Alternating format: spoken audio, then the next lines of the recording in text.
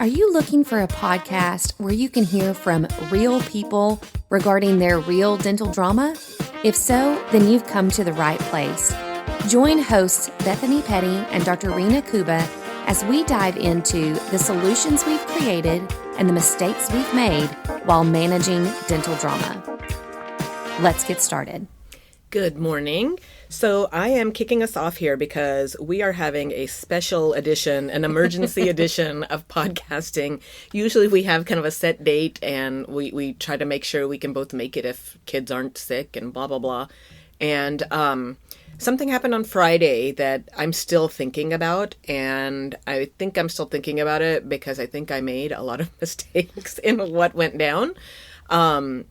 And so I think just me coming here and talking with you about it, and as I'm hoping will unfold, I'm sure I'm not the only one in this situation. So I just thought, while it's fresh on my mind, kind of dissect out what happened here and see if anyone, including myself, mostly myself, gets some tips out of this going forward. So I am the one who called this session of podcasting, which is why, usually I just show up and you guide the conversation. But I made a couple of notes this morning about things that I want to, my kind of takeaways. So we're, like every other office, we are always trying to hire and all of that. And so we are coming up on one of our front team members is about to go on maternity leave in about a month. And so we're going, should we hire? Can the girls that are already there handle what we have? And the answer is becoming no. And so we were like, okay, let's just post a job and see who bites. And if they don't, then we have to figure it out from there. So posted, and I think we've had several podcasts over this, like not good results at this time. So there was one that I liked, and she responded back and blah, blah, blah. The first time she came to meet us was last week, and I wasn't in the office, but everybody else had really good things to say about her. And turns out she was a high school classmate of one of our really good assistants. And so, of course, I asked her and said, hey, was this girl a troublemaker from what you remember? Was she? And the girl in my office was like, no, I mean, I wasn't great friends with her, but she's solid. Nothing funny, no funny business that she remembers. Okay. I was like, okay, the culture aspect will be good here because she wants to work here because she knows her old high school classmates very happy here and will be there as a resource for her. Everybody else in the office liked her. Seems like she was going to need quite a bit of training for actual tasks, but seemed like she may or may not pick up on that. Fine, whatever. I'll kind of highlight this as one being kind of quick to, slow to hire, quick to fire. Mm-hmm. So I'll come back to my list of missteps here. I think that was misstep number 1. So I'll sneak peek us on that one. Spoiler alert, that was number 1. I went ahead and, so she came, I think, I don't know, maybe on a Wednesday to say hello and meet us. And then she came back Friday for a work interview. And same thing, I got really good feedback that, she seemed like she was eager and quick and whatever. And so normally you, mm-hmm. Bethany, you talked, you do the hiring, you do all of that. Well, you had already talked to her, I think, Wednesday or Thursday. And you gave the green light, like she didn't seem to have any major red flags. And so here we are on Friday after work. It's her and I finally getting a chance to talk. And I was like, in my mind, I was going, she's available. She's ready to start. And we had this training set up through Scheduling Institute. It's this new hire boot camp, blah, blah, blah. And it was starting on Monday. And I was like, I'm pretty sure we're going to hire this chick. So I'd rather go ahead and hire her now so she doesn't miss the boot camp. Mm-hmm. So I said that to her. I was like, well, normally I don't do the hiring part, so I could be messing some of this up. But we have this boot camp Monday, and all signs are favorable. So if you want the job, I'll send you a job offer letter over the weekend. She's like, yes, I do. I'll be here Monday. There you go. The week went okay. Then this past week in Texas, we had ice storms. So we were closed the whole week pretty much. Well, something happened on Friday. By the end of Friday, you and I met for a meeting. And I just kind of was like, these couple of things have happened. And I don't think she's going to work out long term. Mm-hmm. And so I proceeded to fire her. So I would love for listeners to hear, yes, so what happened on Friday that was kind of the icing on the cake, but also I think this is really helpful for people who, when they bring somebody on and they start to notice red flags or things that they don't, things that just sit wrong with them about the candidate, maybe describing what some of those were for you and why they were worth your attention. So I think some of the mistakes that maybe happened with her would be really helpful for our listeners to hear. Okay, and I agree. I think part of me though goes, is this going to make me look like a crazy person? Like in this market now where we're all struggling to bring somebody on and to find somebody, I guess that's one of my questions that I was hoping to kind of talk through here and maybe make peace with myself to go, was I being too picky? Was I being too... Which you weren't based on your office culture. So I do want to talk about that because the examples, when you explain them to any other person, may seem like, well, those were really like minor things.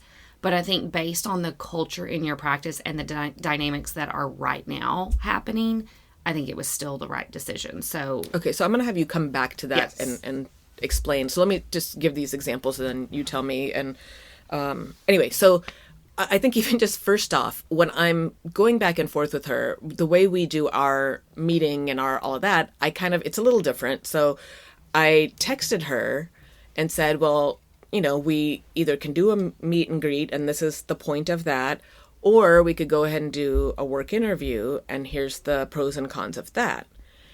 And she replies back and so whatever she said, she's like, yeah, the meet and greet sounds good, whatever she said. But then she comes back with, so what am I coming in for? And I was like, huh? We just had like this whole back and forth.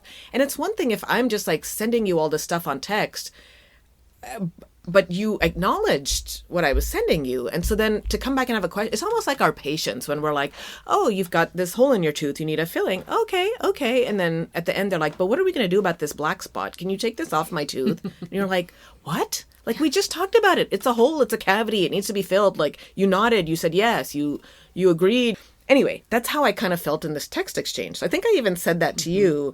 I was like, man, I'm already picking on her, but I just feel like she may not be the brightest bulb because we literally just had this back and forth. And now the question you're asking me makes no sense at all. Mm-hmm. Already, like in my mind, that's where I'm going with this. Yeah. Going, if you couldn't understand this concept that I thought was pretty clear, worst case, maybe it was very clear to me and I'm a poor communicator. Yeah. And so my communication style didn't match yours. But that's where I start thinking like, you're going to be in the front answering a bunch of phone calls, being the kind of liaison, which means you have to really listen well to know. And our office is busy. And, it's like this kid needs to come back for sedation, or they may want IV, or they may want this. And then we got to go to see the orthodontist. So there's a lot of moving parts and it's coming very quick. And so I guess that to me was like, if you're going to be one that you're going to be kind of left on your own up at the front and clearly connecting the dots for whatever reason is going to be slower. So, like in the back when it happens, there's enough ears. The doctors are back there. The hygienists are back there to kind of go, whoa. That's not at all. That's not what we meant by that. And you can see the train going off the rails. At the front, who knows? So anyway, that was one minor red flag. So Friday when it's Friday afternoon, 3:00, whatever time it is. And I'm like, okay, so if you can come on Monday, that would be great because I think we had IV cases all day Monday, but then this training was supposed to start at like noon. So I think I said, well, it would be good for you to come see IV. I honestly don't even know what I said to her. But I said something and we conveyed a time and I said, come at this time and you'll blah, blah, blah, blah, blah, blah. So my next interaction with her is on, then we sent an email that said, sign this letter, get it back to us. And I think she had to ask somebody like, oh, am I supposed to sign that? Yeah. It says in the email, sign. And return. Mm-hmm. So minor little flag number 2. Then Monday, and again, I'm stressed out. Like it's IV day. We had 6 or 7 cases. It was a big day for us. And weather's about to start getting bad. We don't know when, let's just focus on IV day. 5:57 a.m. I get a text from her. Hi, Dr. Kuba. By the way, Kuba, C-U-B-A. My name is K-U-B-A. It's 4 damn letters. Like, just, like it's 4 damn letters. Fine, whatever. But so again, that to me, am I being picky? Yes, but attention to detail. It's one thing if you haven't met me before, but you've been to my office. You've been on our website. I've texted you back and forth, Dr. Kuba. So to me, that little attention to detail does matter because, again, you're going to be up on your own with the front, sending texts to patients, sending correspondence to different referring doctors. And the 4 letters, you couldn't get all 4 of them. Like, that's kind of odd to me. Like, you had a 50-50 choice, a C or a K. You picked the wrong one. Like, maybe you're just unlucky. I don't know. So anyway, so hi, Dr. Kuba, whatever. Like, I can get over that. But what time was I supposed to be there again? Was it 8/9?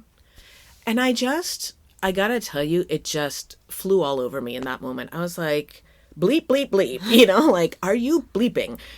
Are you kidding me? 5:57 on Monday morning, you are texting the boss on your first day, 8/9? Like, we just talked about this Friday afternoon. It's not like it's been 3 weeks. Right. And even if it had, you should write that nonsense down. That should have gone in your calendar. Yeah.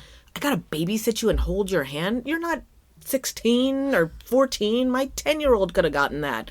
Like, she's, 25, 26, something like that. So I just already was like, I kind of want to tell her not to come in. Yeah. Like, I felt that strongly about it because I was like, if you need this much energy from me that you don't know what time to arrive on your first day. And by the way, it's Monday at 5:57. You could, if you forgot, you couldn't text me at noon on Saturday, 7 p.m. on Sunday. You're going to wait till 5:57 on Monday. Like, just a lot of that just really did not sit well. And I was like, I don't like the way this is starting whatsoever. Honestly, like, I would have, if I was in her shoes, I would have shown my butt up at 7 a.m. and just sat in the parking lot and had a book and watched other people go in and then go in and be like, oh, I'm not supposed to be here. I'll go sit in my car again. I would not. The last thing I would have done is text the boss with the wrong name. This name spelled wrong. With a question that doesn't even make sense. Right. What time am I supposed to show up? 8/9. Well, that's not a question either. Right.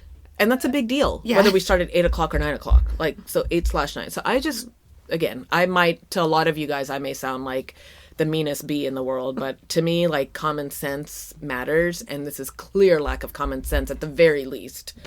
But I just kind of said, I really don't remember. Why don't you come at 9? I don't remember what I told you. I've got other things to think about. Like, I don't know.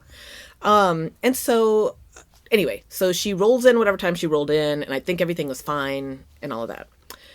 Tuesday, we printed off a lot of, like, new hire stuff, which my hygienist, who's acting as my office manager right now, yes, y'all heard that right. So I'm paying hygiene fees for her to be the office manager to get this girl onboarded. I think over the weekend, she'd already sent her, like, stuff to do her paperwork, whatever, and had said, I need these couple of forms, bring them with you Monday.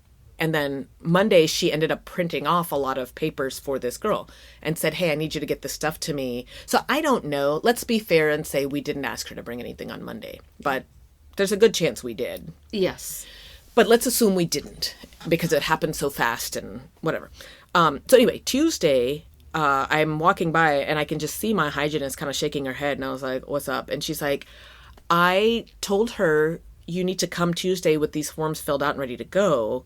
I can't let you work unless you do. And the girl says to her, oh, I don't know where that stuff is. Can you print it for me again?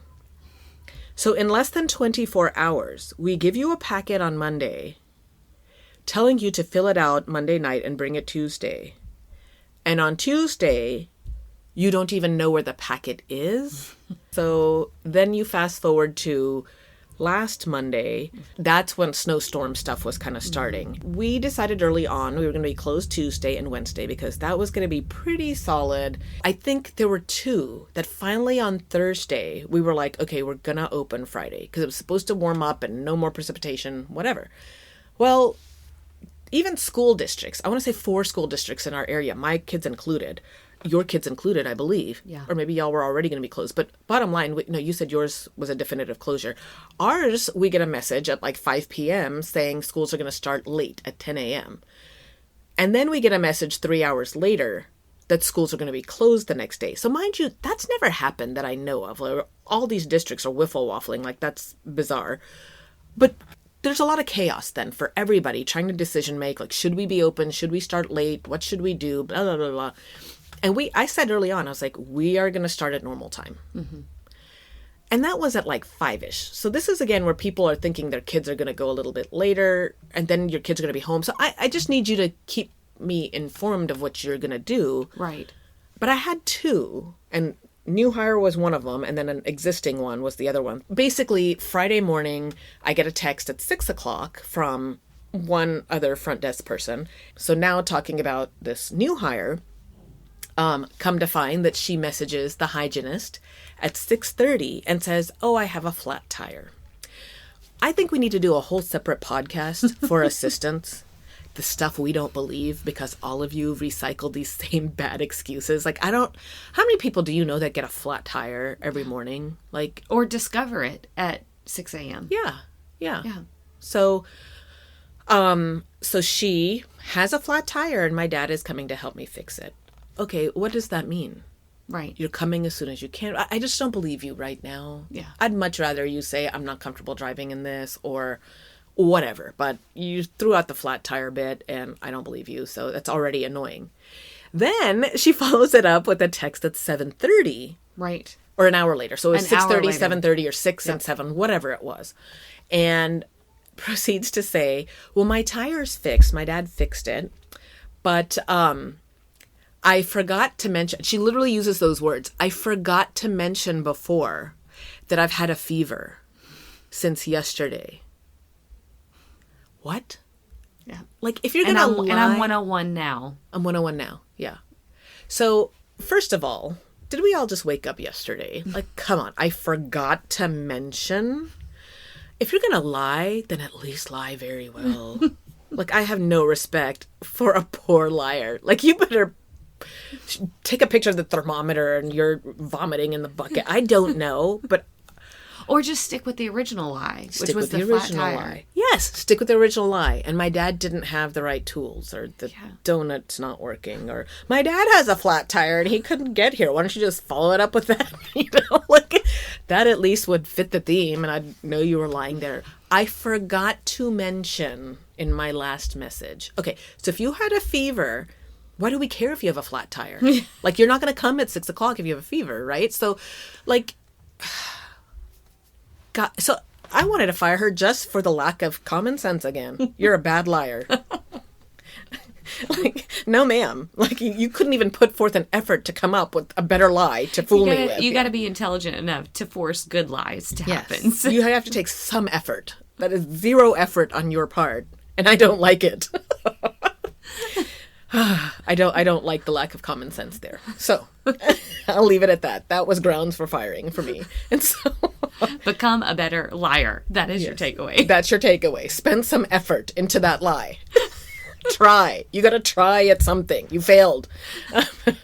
Poor execution of your lie. I have no respect for that whatsoever.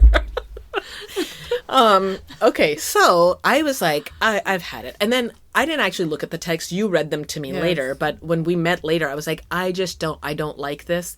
I wanted to let her go the minute she texted me at 5:57.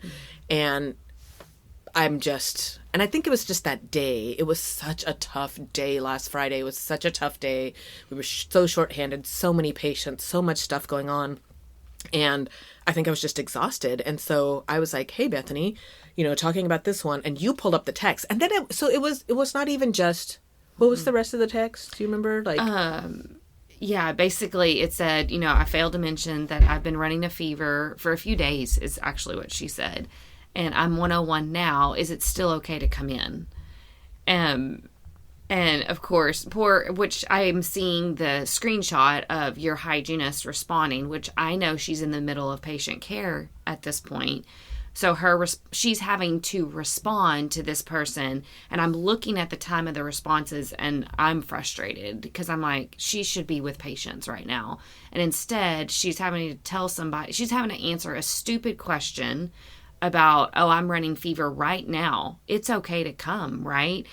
Like, that's such a dumb, first of all, we know it's a lie. Second of all, now you're taking up the hygienist's time away from patient care to respond. And so your hygienist responded, no, don't come. And she was like, oh, do I need to go see the doctor? Is what the new hire asked. Once again, dumb question. Why are you asking a dumb question of this hygienist who's supposed to be involved in patient care? To me, it showed you have no picture of what's going on right now. No care in the world. No concept. It's all about you. It's all about you. Do I need to go see the doctor? So then... What are we, your parent? Do I need to go see her? I don't know. So I don't know, ma'am. Your hygienist said, no, you don't need to, but if you go, it'd be good to send a note, a doctor's note. We work with kids and compromised health. It's never a good idea to come to work sick, So that was kind of her response. And then that was that. But the whole exchange, first of all, we know, like, okay, flat tire was probably a lie. Now she's following it up with another lie. But now also you're asking dumb questions to our hygienist, who it's a slam-packed day because a few staff members didn't come in. And this hygienist is having to take time away to answer dumb questions, which is probably connected to a lie anyway. So you're probably not sick and you're asking, do I need to go to a doctor? You're just wasting time at that point. So the text message exchange irritated me. I didn't even know all of the examples that you just mentioned, all of the red flags. I hadn't even known all of those just yet until we got together. I was just frustrated by the text message. And so for me, just let's assume it wasn't a jam-packed day. Let's assume the hygienist was just sitting and typing in notes. Yeah. Or I don't know. And let's assume the flat tire wasn't there. Like, just in and of itself on its own, to have a 26-year-old grown woman asking, do I need to go to the doctor? Right. Well, should I get a note? Well, should I? Like, just that alone is so irritating to me, because I'm like, again, you're not self-sufficient. You're not, like, you need a lot of, is this for attention? Are we supposed to go, oh, I'm so sorry. Can I bring you soup? Like, what? Is that what I'm supposed to do here? Like, I don't have time for the coddling. Yeah. And I guess to me, I just go without all of the rest. Just that in of itself, you need so much hand-holding. Kind of like the whole, what time do I need to be here today? Mm-hmm. I do not have time to hold your hand. And maybe that's what you're talking about, the culture in my practice. But we've got stuff to do. We are hiring you to make our jobs easier. And you just keep coming back with, oh, can you just print it again for me?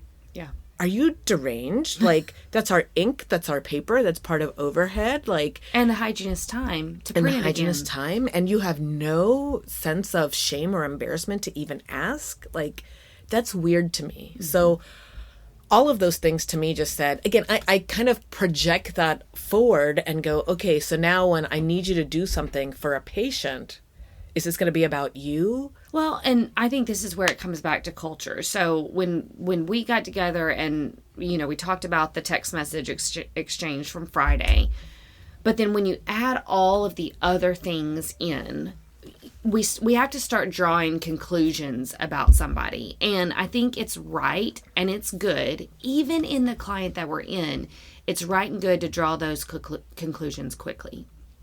I'm not saying be hasty in your judgment. I'm not saying fabricate something that's not there. I'm saying clearly look at the facts and what do we see? Okay, negative trend with this new hire is clear. And the negative trend is I think about things last minute. I communicate about things last minute. And we can, that in a 1 week period of time, we had that proven with, am I supposed to come at 8/9, and oh, by the way, I'm also sick. Let me text you at 6 o'clock about my flat tire, and oh, by the way, I'm also sick. So last minute things.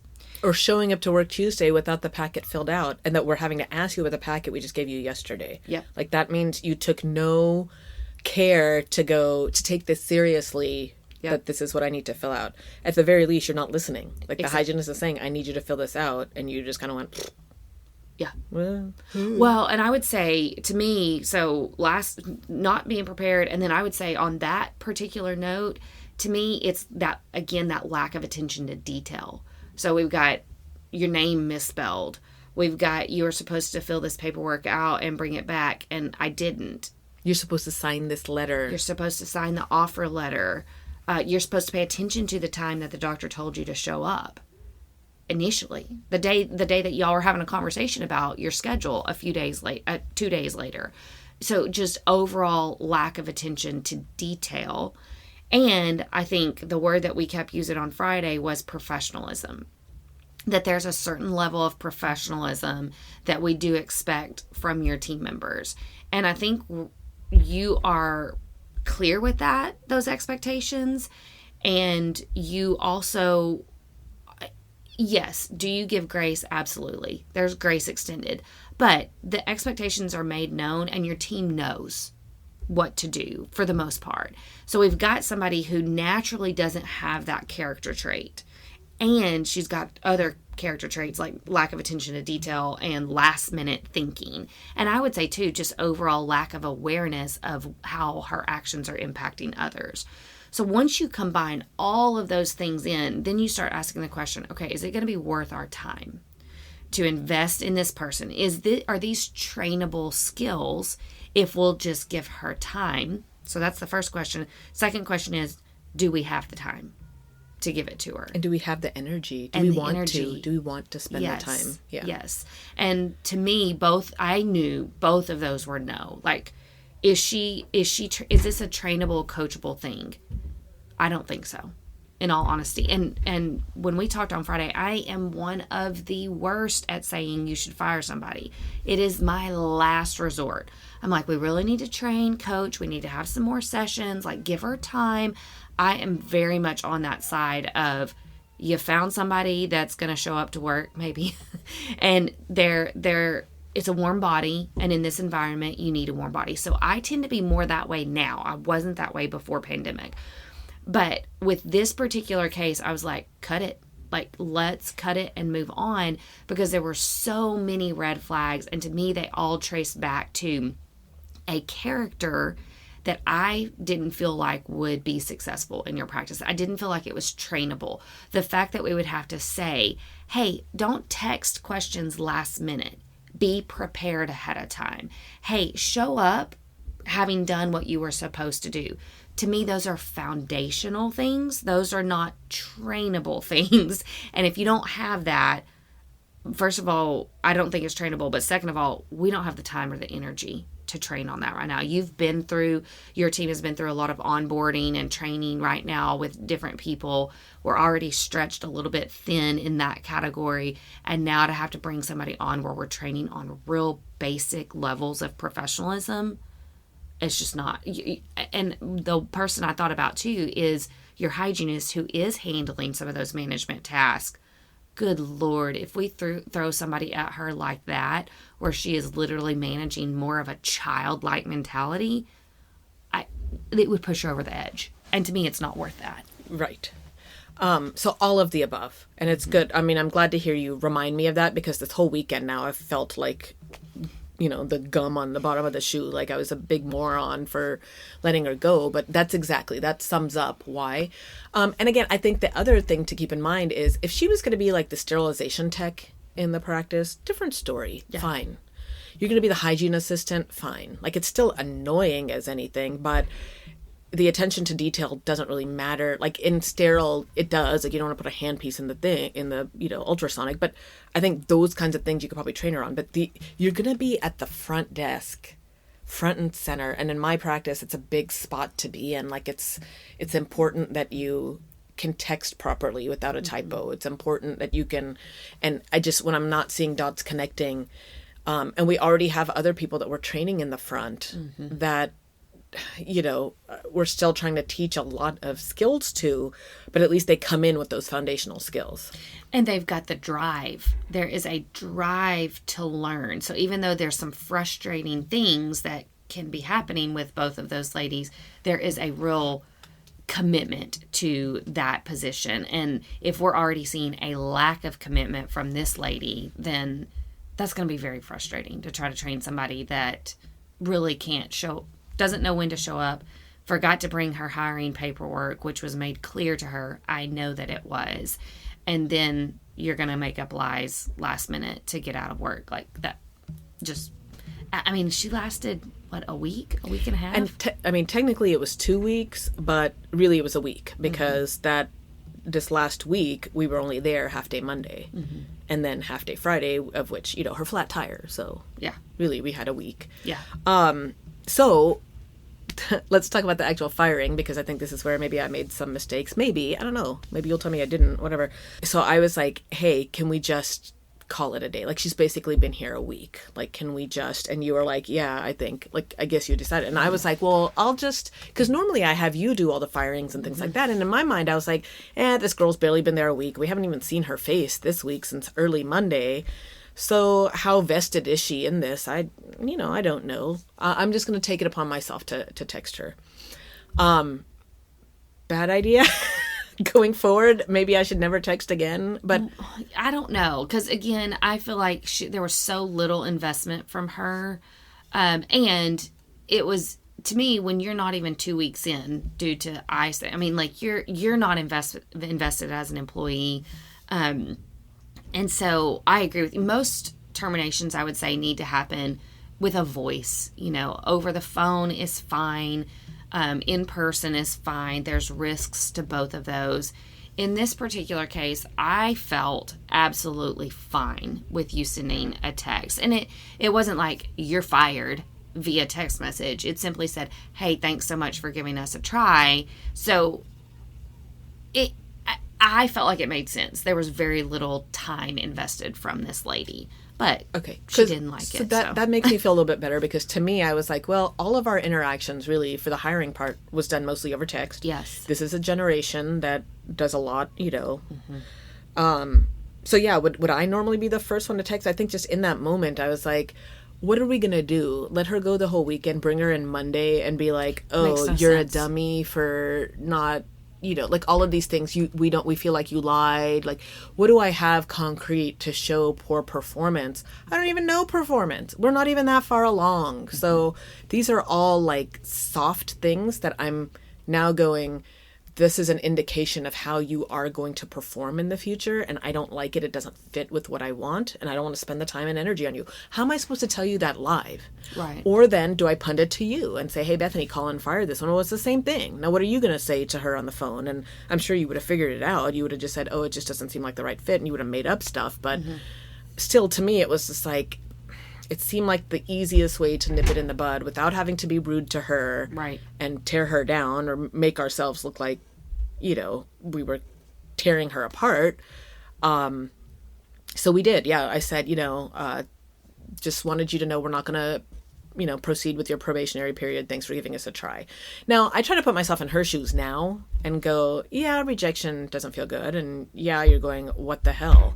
Which is what she replied back. She said, hey, can you just, like, I didn't see this coming. Can you tell me, like, what happened? So... then you and I sat there and hemmed and hawed for a while. Like, how do we respond? Do I tell you, I think you're a liar?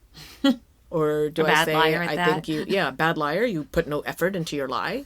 And I don't appreciate that. Like, I deserve more of your creativity. Do I say, you don't know how to show up on time? Like, what am I supposed to say at that point to her? Other than, I just had this feeling that you're not the right fit. Yeah. So I did end up giving her a couple of examples. I gave her these examples. I was like, it just never sat well that you texted me that morning. I wish you would have sorted that out before. We had to follow up on paperwork with you. We had to follow up on this call with you. And it just seems like you're going to require a lot more of our time to onboard, and we don't really have the time. I said it a little nicer than that. I let you read it before I sent it to make sure I wasn't passive aggressive. I felt like it was very clear. But again, at the same time, it was these few things. And I think you even said, independently, none of these is an egregious error. Just all of these collectively show that we are going to need more time, and we don't really have that kind of time to invest in you right now. So I felt like it was very clear, very professional.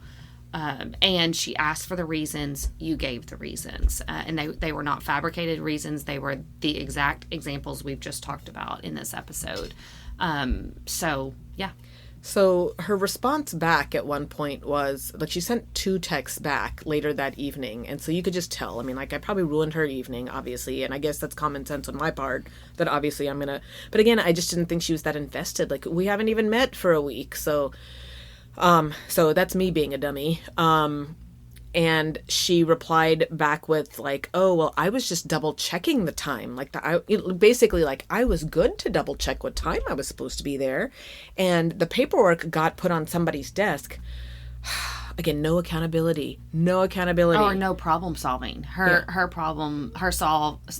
solution to that problem was, oh, just have the hygienist print it again. Yeah. And then she said, and then I'm getting penalized for being sick for a day. And then that was followed up with kind of a semi-nasty text later in the evening too. Which, again, I don't fault her for any of that. Like, she's upset and she has a right to be upset. She just got fired over text. I understand her reaction to it, but I still feel very strongly that we made the right decision because, and I think for our listeners, your new employees have to fit into the culture of your office. And in the culture of your particular office, there are just stuff like this never goes well. I think when there has to be this level of babysitting or clarifying little details that are kind of common sense, that I can look back over the years and those people don't make it. Yeah. So we either stress ourselves out for 3 to 6 months where we try to make it work for this person and then we're still frustrated, or we cut the tie quickly. And that's what we did in this particular case with this new employee. And I think it was the right decision. So I think for every practice, they've got to kind of figure out what are going to be the make or break things. Like from a management standpoint, if I'm overseeing employees, what are the things that are going to constantly drive me crazy? And I think if we know ourselves well enough, we will know what those things are. And then if a new employee comes on board and they are exhibiting the exact things that drive you crazy, like with this lady, I'm telling you, this young lady hit every bad Kuba button. I mean, like it was like, wow, with precision, she hit the buttons that she really should not have hit. And to me, that's just, yes, we made a call quickly, but when you've hit every button in the first week of your employment, that does not look good for you. And we're going to be banging our heads against the wall trying to conform you into a culture that you aren't naturally good at. And so I would say it's really important for practice owners to figure out, what are my hot buttons? Like if an employee hits this, it doesn't mean that we fire them right away. That's not what I'm suggesting. But with a new employee in particular, if they come on board and they naturally do things that just are going to drive you crazy long term, my philosophy is cut it early. And this is that quick to fire, slow to hire, quick to fire. So in this case, I was fast to hire and fast to fire. You got 50%. You were swinging 50% on that one. Yes, exactly. Well, and to your point, it had only been a week, and usually some of these people that can come in and they irritate you a little bit here and there. Like you said, this one just happened to like hit just the right buttons in sequence. But a lot of times they hide under the radar a little bit longer before those are revealed. And they typically, hopefully, usually do some good things that you're like, oh my God, these things drive me crazy. But oh wow, you are performing well. And in her case, she didn't have the opportunity to show me that. And this is where, again, then I was hemming and hawing Friday night, Saturday, going, damn it, was I too rash? Because everybody liked her. Yeah. And so that's hard to find. Now I'm like, did everybody like you though because it was so early on, but eventually you would have driven them crazy with all of these things? And I think that's probably true. I think the second thing that I think about, like going back, is that's some of what we're frustrated with some of the current employees that hit under the radar, that now we're finding like, you don't have attention to detail here, your common sense is missing there, and it's like to bring on a whole nother one into that bunch, like we need the opposite of that. Yeah. And so part of me is like, okay, well, we've got 3 friendly people, but then we're like really struggling with some of these common sense issues. Maybe we need kind of a mean person that can come in and like get the job done. Right. But I did hem and haw over the weekend going, oh my gosh, the only person I listened to was myself and the one manager who was annoyed at the text on Friday and who was annoyed with the paperwork. Mm-hmm. But I didn't listen to anybody else on the team. So that's one thing that I would say was probably a misstep on my part. Would it have changed the outcome? I don't know. But I didn't get any other information to try to be in the backup boat for her. Right. Like what was going to balance the things that were irritating me. And I possibly should have sought that information. That feedback from Maybe them. not for this particular case, but in general, I think that's one thing that I need to remind myself, because by Friday I was not, it's like when they say, you know, going to the grocery store when you're hungry, you're just going to eat all this stuff. Like that was me. I was already in a bad mood. I was already exhausted. In all honesty, even if it would have been, okay, pause and think about this, I think it would have ended up, okay, well, then you're sending the text on Sunday, or I'm calling her on Sunday. I think you still would have come to the same conclusion. You may have felt differently about it because you took a moment to pause. You might have felt more confident, or, hey, I sought some feedback and the feedback was neutral at best. And so I feel affirmed in this decision. So I think there may not, the only thing that would have changed maybe is you wouldn't have felt the regret afterwards. So I'm gonna maybe argue with you on that just a little bit. Not argue, but add to, I don't know. I think if I hadn't sent it on Friday, she probably would be coming to work tomorrow. And I'm gonna say that because then I probably would have fizzled off of the intensity. We would have dragged this out, and then people would have liked her and I would have stayed frustrated. So that's where I think this whole weekend, and why yesterday I was like, can we talk about this? Maybe we just podcast it, because I'm going, maybe I was too rash. I don't know. Hearing you say now that these are character flaws that we're going to try to put a square into a round hole. Yeah. I feel better about the decision now. Well, and to me, if that would have fizzled out over the weekend as you gained information, then again, maybe we're both wrong. Maybe we totally misjudged this person. But I think all of the things combined into such a short period of time were red flags that we really should have attended to. And so then I think you asked the question, should I have waited and gained more information? If it meant that you were possibly most likely going to be in the same boat 2 months from now, just more frustrated, well, then I'm glad you did it in that moment, because it means that it cut that tie faster. Because I definitely think there's, one or two employees even on your team now that you had these initial gut feelings about them, and you still have those same gut feelings, and they kind of irritate you, and you're just like, oh, they drive me crazy. Now, thankfully, over time, there's been enough positive that they bring that you can justify, okay, well, I'm just going to have to put up with that person driving me crazy. And maybe this new employee would have done the same. Maybe over the next few months, she would have gained enough pleasant qualities about her that she was worth keeping. But I just keep coming back to, is it worth it to have another irritating person on the team? And to me, all of these things were character traits that we were probably going to see repeating in different ways throughout her employment. And I still feel strongly that you made the right decision. So you don't know this, but yesterday I started to fabricate a reply back. I almost replied back because I didn't reply back to her, semi-nasty messages Friday evening.